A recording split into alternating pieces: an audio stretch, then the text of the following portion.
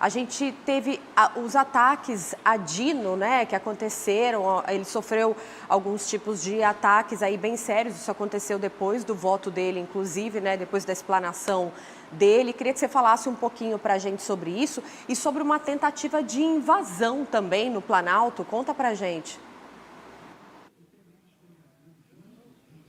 Carolina, hoje, durante a leitura do voto do ministro Luiz Fux, eu notei que o ministro Flávio Dino, ele estava muito distraído no celular. A todo momento ele se distraía, mexia no celular, não prestava atenção no que Fux estava falando. E horas depois veio a confirmação do porquê que Flávio Dino estava tendo essa postura. Simplesmente porque ele estava analisando os ataques que ele estava sofrendo nas redes sociais. Então, Flávio Dino pediu uma investigação da Polícia Federal sobre todos esses ataques, inclusive ataques de morte. Nós tivemos acesso a alguns desses ataques que foram proferidos nas redes sociais do ministro Flávio Dino. Nossa produção vai colocar no ar agora para vocês. Olha, alguns usuários chegaram a falar o seguinte: continuem assim, debochando, falando a Flávio Dino. Fale mais, e aí um palavrão.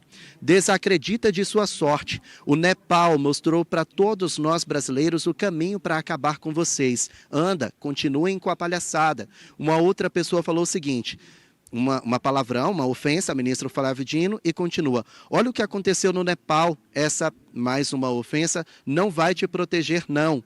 Aí outra pessoa mais para frente disse o seguinte: bala nos comunistas. E o outro continua: Nepal está ensinando direitinho como se faz. Só para a gente contextualizar, há praticamente uma guerra civil no Nepal por causa do governo que está em vigor ali, muitas explosões, autoridades sendo hostilizadas ou mesmo agredidas, ameaçadas de morte. Então essas pessoas que são contrárias à ideologia de Flávio Dino, elas o ameaçaram nas redes sociais e agora a Polícia Federal vai investigar essas pessoas a mando do STF. E pela madrugada, uma pessoa tentou invadir o Palácio do Planalto, subiu a rampa presidencial, também gritando que ele que era o imperador, ele que manda no Brasil, ele que ia decidir.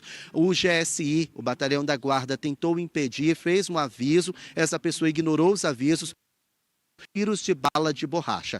Essa pessoa foi detida e encaminhada à Polícia Federal e depois foi constatado que ela está em surto psicótico e por isso proferiu essas palavras. Agora, só para a gente fechar, gente, eu falava que esse voto do ministro Luiz Fux, ele não faz grandes diferenças a curto prazo, porque 3 votos pela condenação já formam uma maioria, então não deve fazer grande diferença. Agora, a longo prazo, pode sim beneficiar o ex-presidente e seus aliados, vai ser utilizado nas eleições do ano que vem e pode haver espaço, pode abranger também para recursos ou mesmo para a anulação desse processo. Então, é tido como uma vitória esse voto do ministro Luiz Fux para a absolvição do ex-presidente Jair Bolsonaro. E só para a gente complementar, só para finalizar, quem não está nada feliz com isso é a base aliada ao governo. Nós temos uma manifestação da deputada federal Jandira Fegali sobre essa opinião do ministro Flávio Dino. Ela diz o seguinte, abre aspas: é incompreensível até aqui o voto de Luiz Fux. O ministro votou para anular o processo golpista desde o recebimento da denúncia,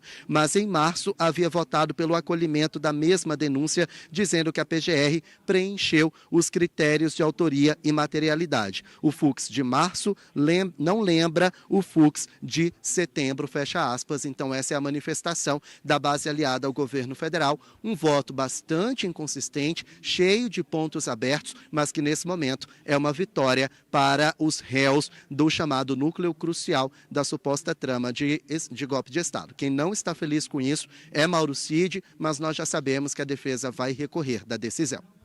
Obrigada, Igor, por sua participação ao vivo, direto de Brasília. Igor, que volta agora a acompanhar também o julgamento que continua. Ainda há pouco a gente falava aqui sobre a manifestação, né, que o Luiz Fux fazia em relação a Braga Neto, e ele já teve um parecer que saiu enquanto a gente estava ao vivo. Ele votou pela condenação do general Braga Neto por tentativa de abolição violenta do Estado Democrático de Direito e o isentou dos demais crimes. Então, agora também já forma uma maioria para a condenação de Braga Neto. Ele também afirmou durante a votação que Braga Neto participou de um plano para execução do relator do processo, no caso, o ministro Alexandre de Moraes. Então, esse julgamento, ele continua, essas são imagens ao vivo que você acompanha, ele manifesta ainda o voto, porque nós estamos falando de 8 réus e até aqui foram manifestados